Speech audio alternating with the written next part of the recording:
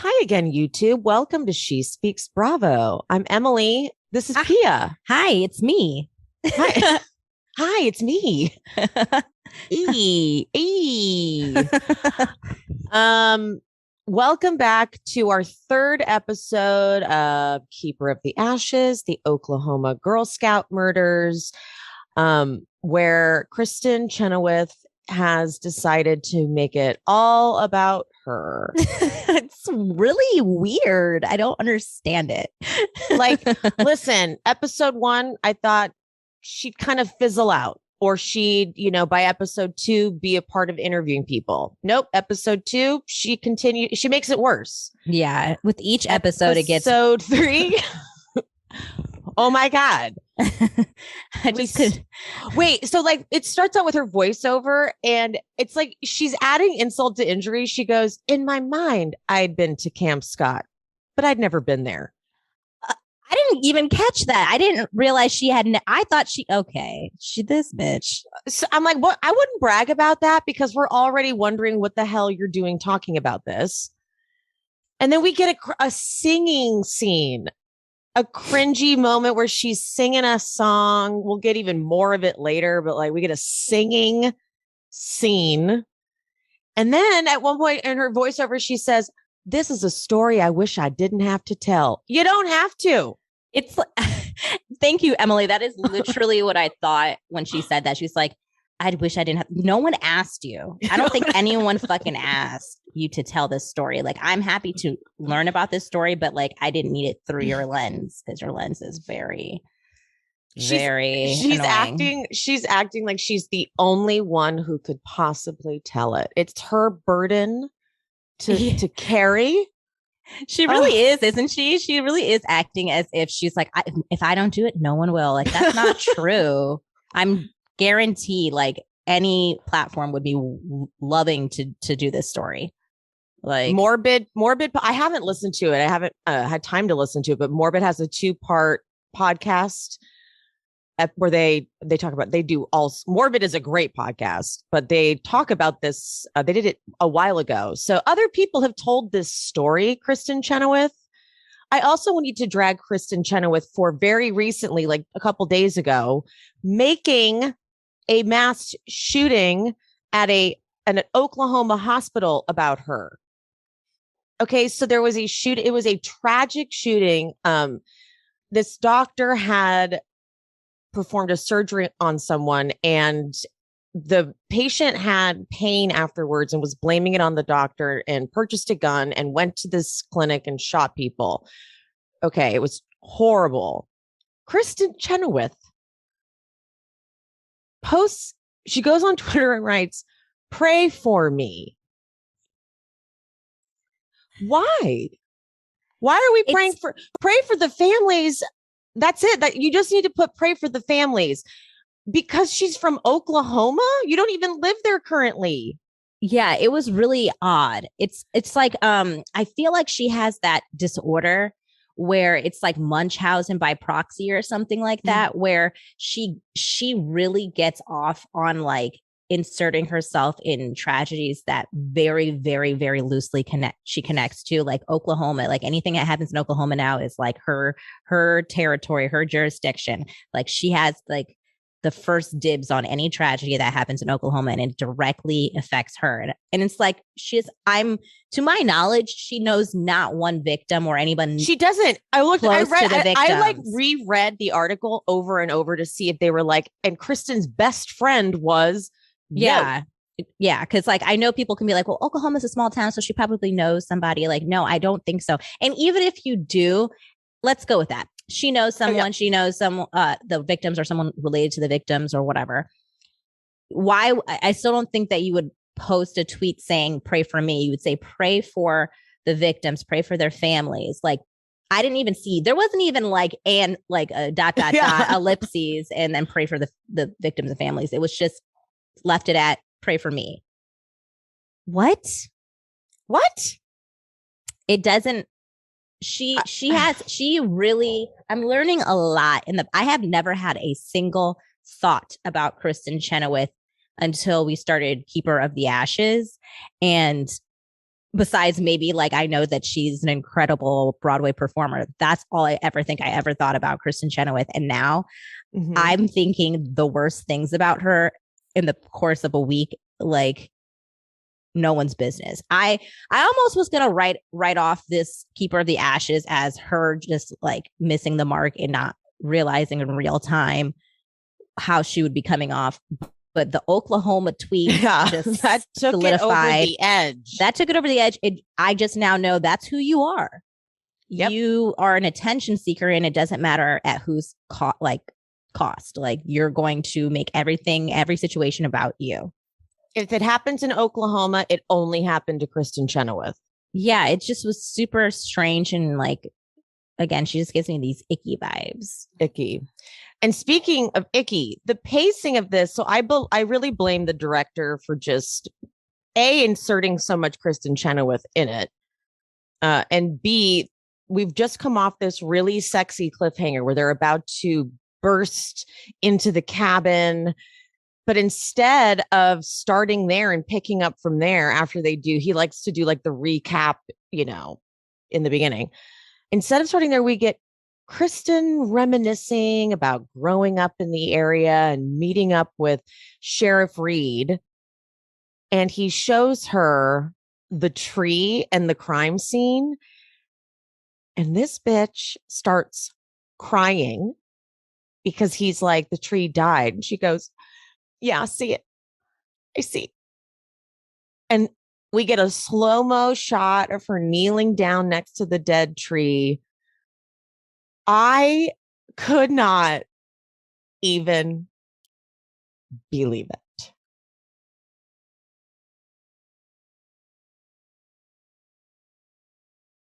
Ooh, your sound just went out.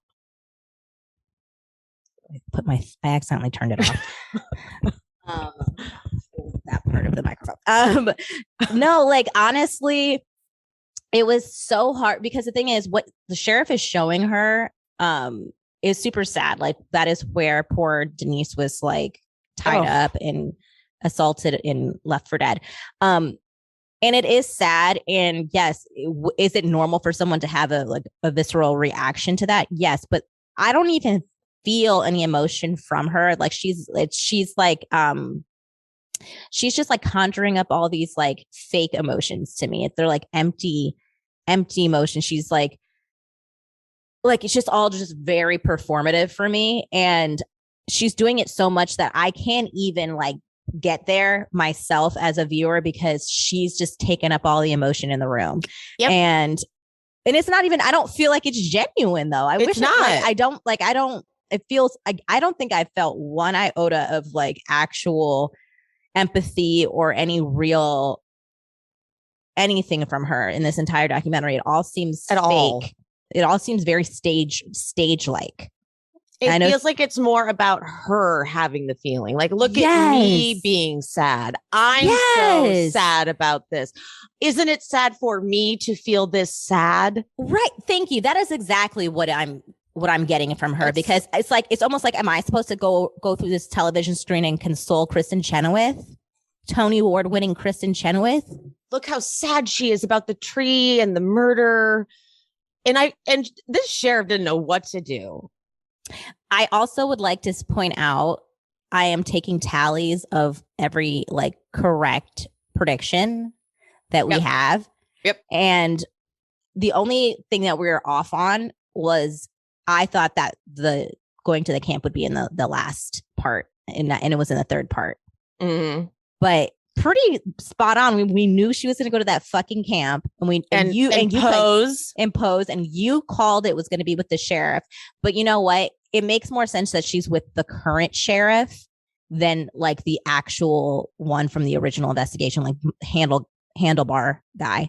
Yeah, because she wouldn't be able to keep up with him because he has like some real shit to talk about. Like, he's also like, what are you doing here?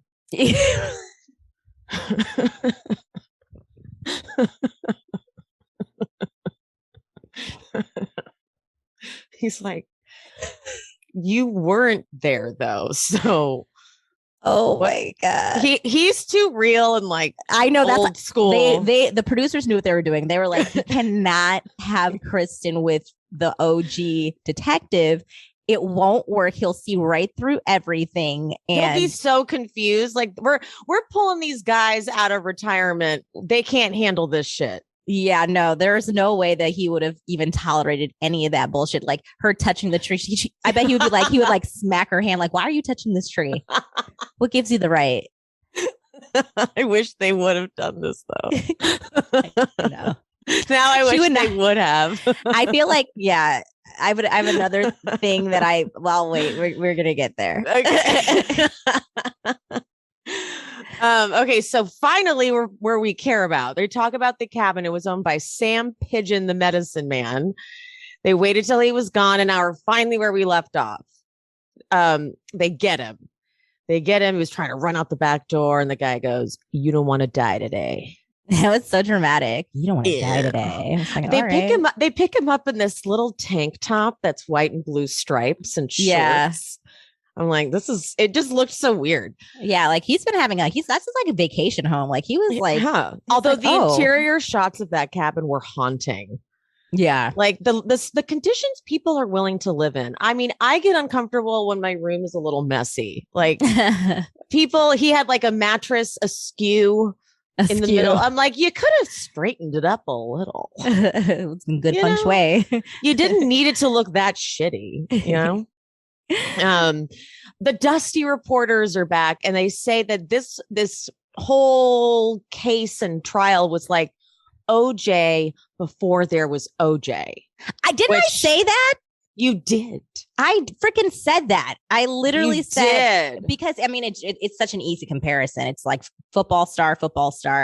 People didn't want to believe because he's a football star. And like race plays into it because you're like, oh, is it just because it's the Native American guy? You're going to pin it on him? I mean, and it makes sense. The difference is this guy has committed atrocious crimes already. Right. And the funny thing is, I could like rock with the people of the town being so convinced it wasn't him if they also were convinced he didn't commit the other crimes. Like they do not at once say like, but he didn't do the other ones that he was convicted of. They're just like, he did that. No, he did that. Like, so I'm like, so why is it so far-fetched? If you guys think he did the first crime, which he's already sentenced to like 300 years? Yeah. For? Yeah. Why is it so implausible that he could have committed these crimes? It's still rape. It's because it's like, he wouldn't do women. Yeah, of two women.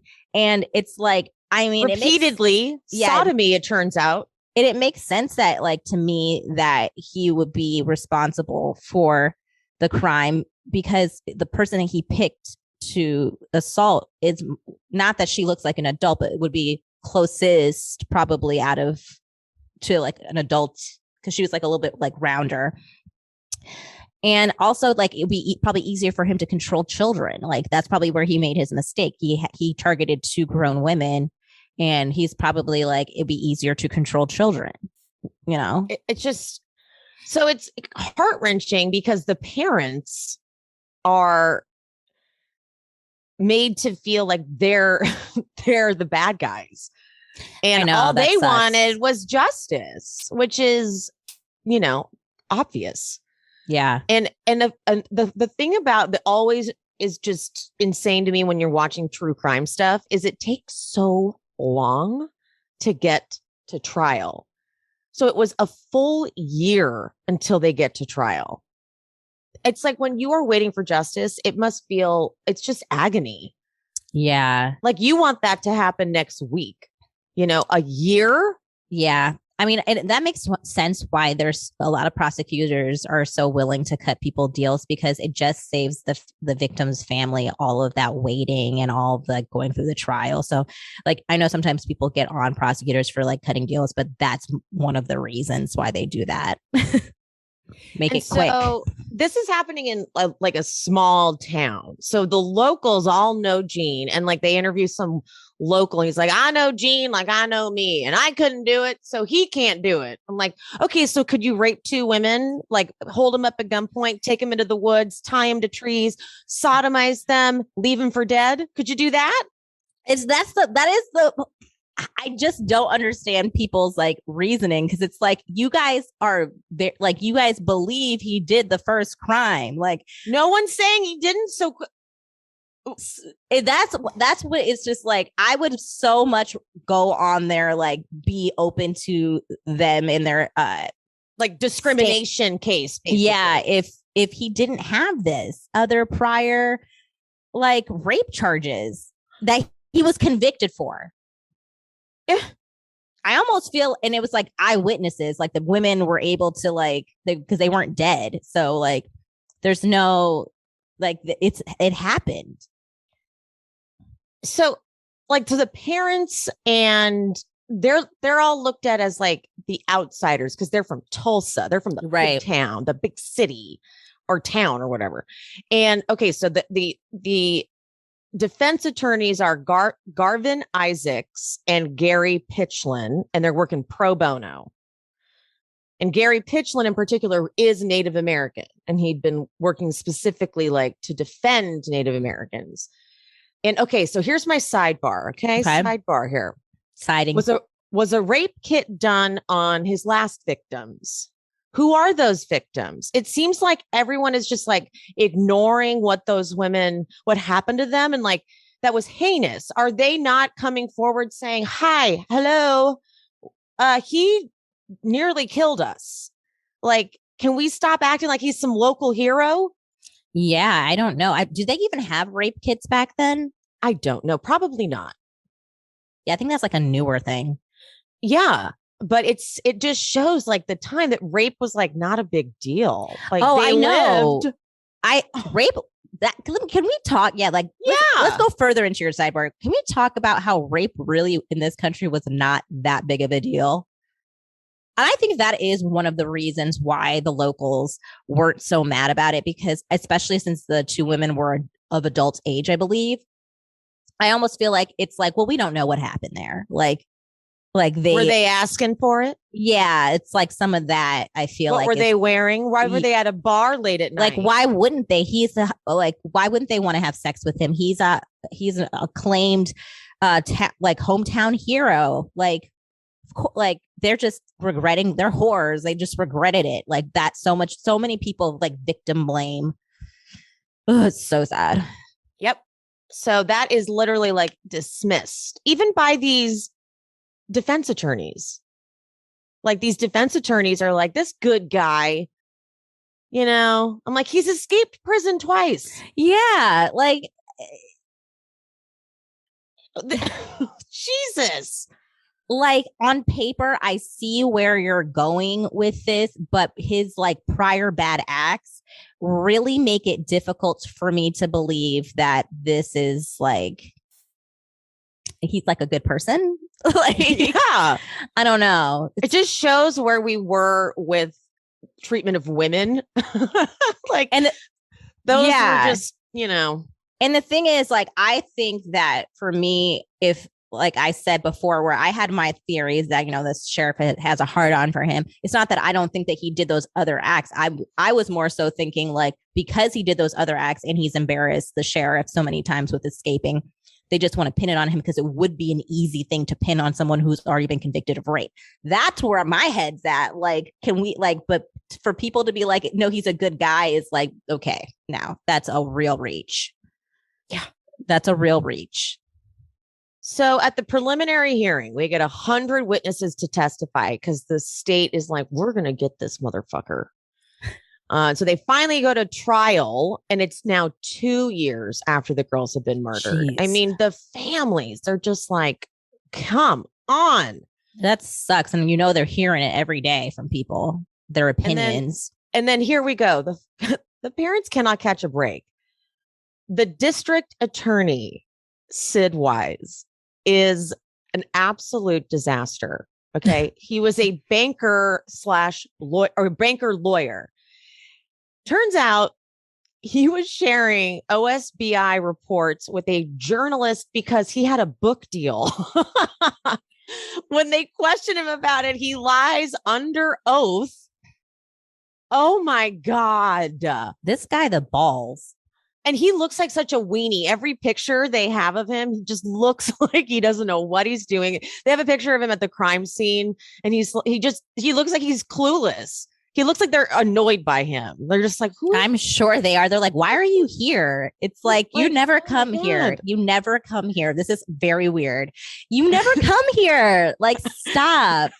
Like, he's like never pointing at you. He's like, is this good? I'm pointing at it. Look, I'm like, what are you doing? That's just a stick. Sid, that's a stick. Out of here. They were over there. They weren't even over here. You're facing the wrong way. Oh my God. Sid is here. Sid's coming, guys. God. Hi, Sid. Hey. Hey, Sid. We're just, doing our job. So. Oh yeah. Okay. Bye.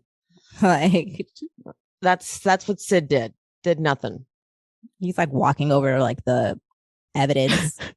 Stepping on it, putting his foot into like the footprint of the killer. Like, he's like, I'm just putting myself in the mind of the killer. They're like, well, you just contaminated all of our evidence. Okay, now unusable, all of it now. Like, thanks, Sid. He's like, all right, guys, see you later. Clean up this mess that you've created. So Mr. Farmer, he contacts Buddy Fallis, the DA of Tulsa, and he says, we need your help. And he goes to Sid, and he goes over to dumbass Sid Wise, and he's like, you are going to invite Buddy Fallis to prosecute this case. And Sid Wise is like, okay. Sid Wise is like, that's probably a good idea because I don't know what I'm doing.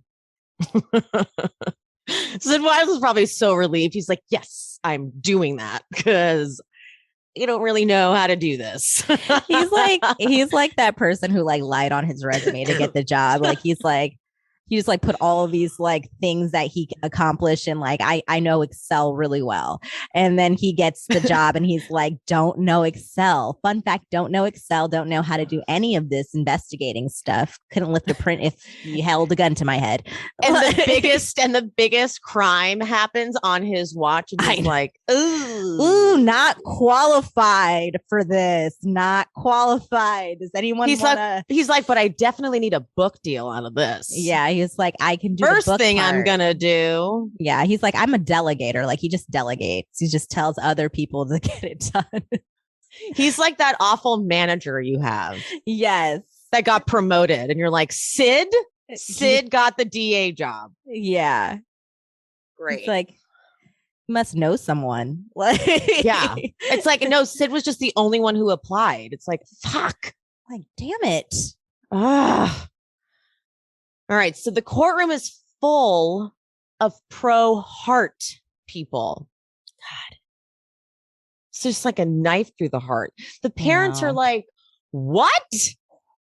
Because they're not from Locust Grove. So they're like, why is this your local hero? Sure, he was a football star, but do you know what he did to these women? Like, maybe he didn't commit this crime, but do you know what else he did? Like, that he is, in fact, convicted of doing? They're like, well, did you see how he played football? But it really does go to show the deep racism in Tulsa, or not Tulsa, I guess. Locust Grove. That people are willing to look the other way with all of the things that he's done, because it's like almost like the bigger picture for them is like the corruption, the racism that runs rampant in that small town. So for them, it's like, we would rather stick it to the man than admit that this guy, a Native American, would have done this heinous crime. It's sad. It's sad all around, really. Yeah. So here's the evidence that they're tying to Hart. They've got the glasses that were supposedly stolen from the counselor's tent. But according to Pitchland, the defense attorney, those glasses had been in the property room. So it seemed like they could have been planted. Like you said. The flashlight had a fingerprint that was never linked to anyone. Right. But of course, the defense attorneys were like, it wasn't linked to Hart, but the current sheriff Reed, is like, well, that's just a half truth. And he looks so disgusted. And we find out why he's so disgusted by these defense attorneys later, because now we know things.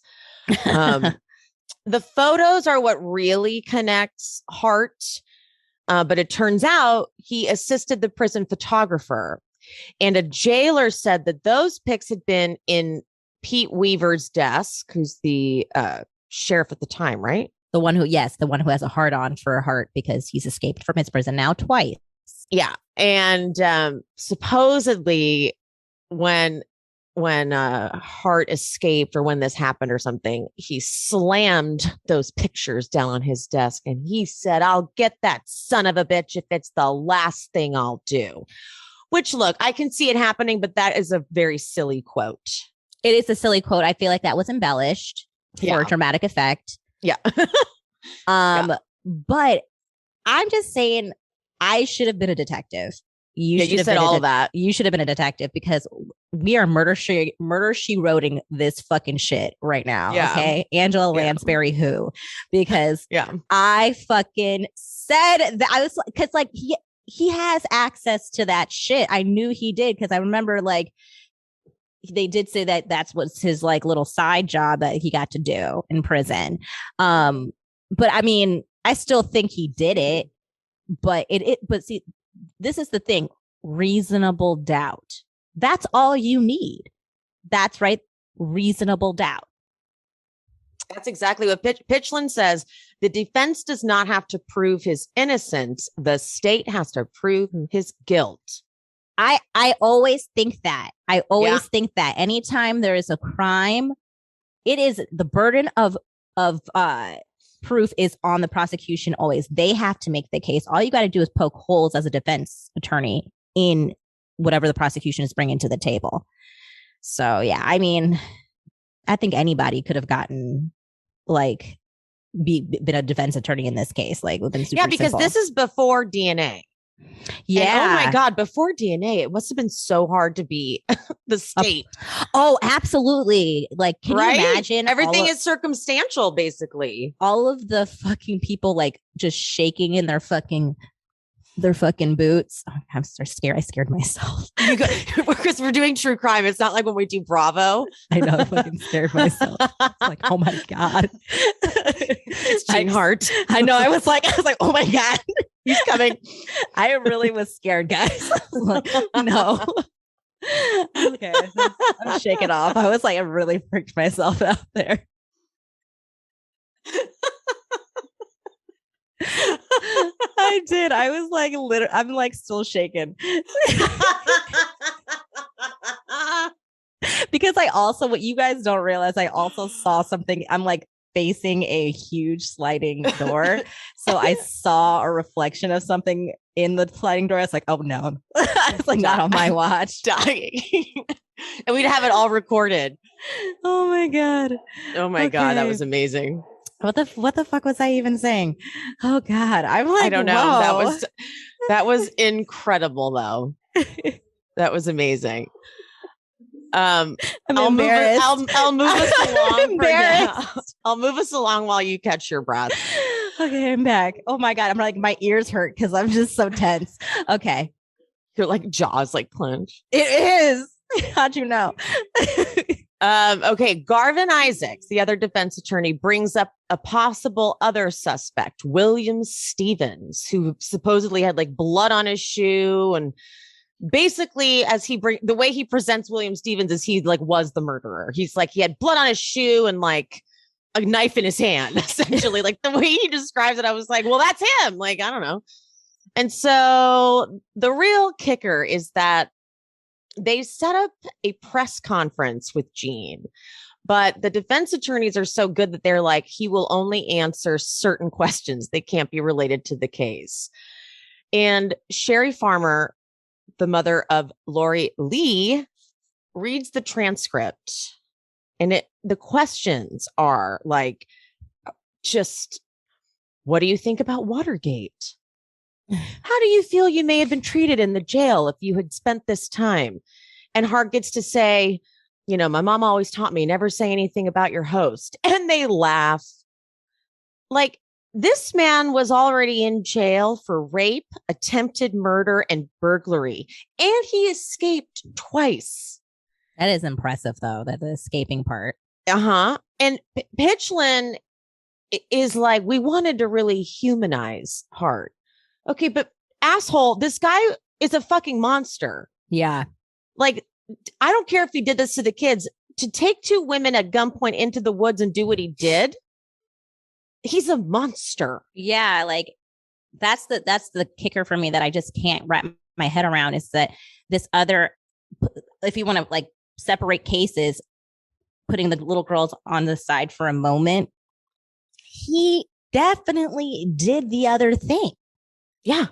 Like, guys, this is not a good person. Like, I would not, if I was a woman, especially sitting on that jury, I'd be like, would I be feeling like this guy's super charismatic and he knows how to throw a football, thinking about how he would gladly tie me to a tree and brutally rape and murder me?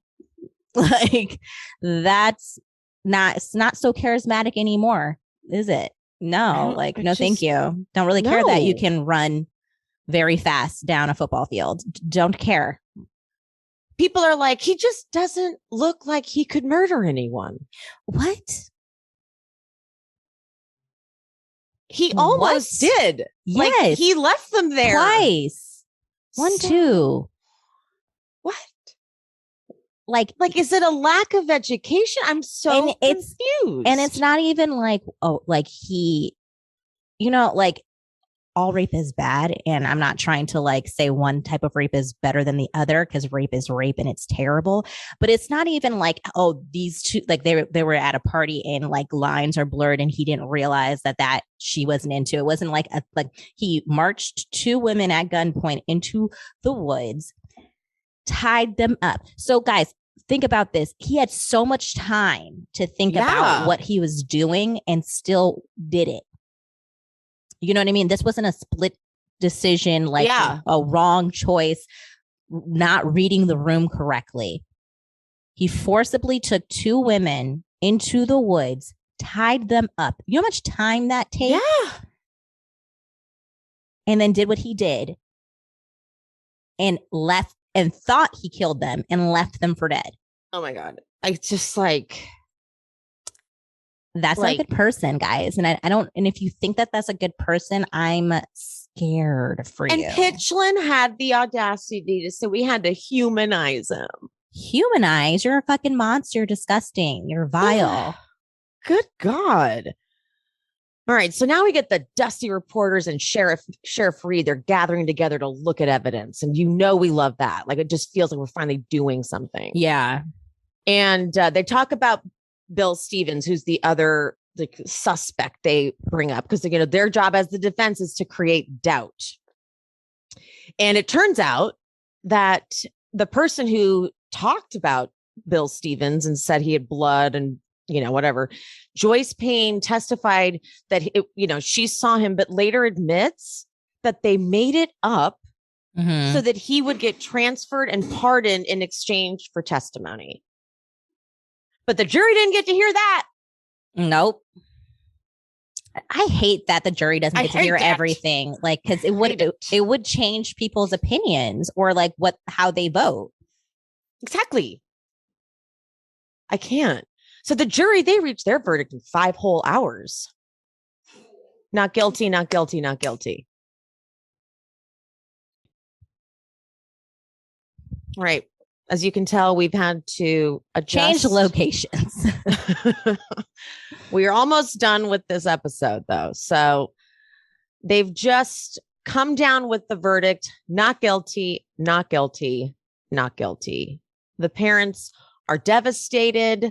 The locals are thrilled because poor innocent little Hart, now he's going right back to prison because remember, he did commit those crimes. Yeah. He's serving a 300-year sentence. But he was innocent of this. But okay. So like, I'm very I do think that Hart did it. I don't think that the prosecution was able to prove their case though. So I get why he would be acquitted. However, the only thing that bothers me is that he knows that he's still going to have to go to jail for 300. Well, his sentence is 300 years, you know? Yeah. So part of me is like, well, why not just admit to these? It's not like you're not getting out of jail. I mean, because he's already escaped. That's like his personality. He's escaped. He feels like he's able to outsmart them. He's like, he's like pride. Yeah. It's like, he's like, I'm not going to cop to this. And also I think sometimes when they do that, it's a sense of power they get to keep. It could be a bargaining chip later on. So I mean, yeah, he has his reasons. Yeah. And obviously the parents are devastated. And Pitchland is proud of himself. No justice in prosecuting the wrong person. And then because she has to be involved, Kristin gets some slow-mo in a field with a voiceover that we don't need. Just to remind us, she was affected. She's like, I was in, she's like something like, I was in disbelief. I'm like, you were like 8 or 10. Right. So I hate when she says in the opening, I think it's in the opening of 3, when she says, my mom had to explain to me that he had taken their lives. And I said, taken? How can you take a life? I'm like, what the fuck? What do you mean, idiot? I'm like, I didn't need that. Okay, we get it. Shut up. She pisses me off. And I actually forgot that she was a part of this documentary as you were like going through the case, because the case is so fascinating. Exactly. And then you brought her back up and I was like, fuck, I forgot about her. About her. Yeah. But here's the difference. Sheriff Mike, on the other hand, he's actually going to do something about it. He's like, I'm going to open up all the evidence. I'm going to comb through it. We're going to figure this out. I'm like, thank you. Because Kristin is just going to sing a song. Okay. She did sing a song. And that's the end of the episode. So thank you, Sheriff, for ending it on that note. All right. So God, I hate her. Like, God, so I much. hate her. Like, I hate her so much. It's just so crazy how I could have gone to such a level of hate for a person that I had not even a feeling about last week. Exactly. And especially because we are watching a true crime series, and Kristin Chenoweth, the Broadway star, is now the forefront of our disdain. Yeah, I bring up in conversation all the time how much now I dislike Kristin Chenoweth. I just texted my cousin at no context. We weren't talking about the documentary. Gave her no. I just said Kristin Chenoweth is starting to really piss me off. That's all I said. We had no lead up to the conversation. Texted her out of the blue. I need other people to know. And I did it. I went on Reddit because I needed to know if other people felt the same way. And they do. Yeah, there are multiple articles about this. Like, we are not alone. I posted this on my Instagram, and a lot of people were like, thank you. I thought I was the only one. No, you're not alone. We are alone together in this, because it is tacky. Like, what's interesting is that Kristin probably thought, you know what, this is like, I'll reach a new demographic. And you did, but not in the way you wanted to. Yeah, it's just so we are here odd. for the true crime. We're not here. Okay, so anyway, stay tuned for part 4, because it only gets worse with Kristin. Jesus. Okay. All right, thanks for listening, guys. Don't forget to subscribe and hit the bell. Hit that bell.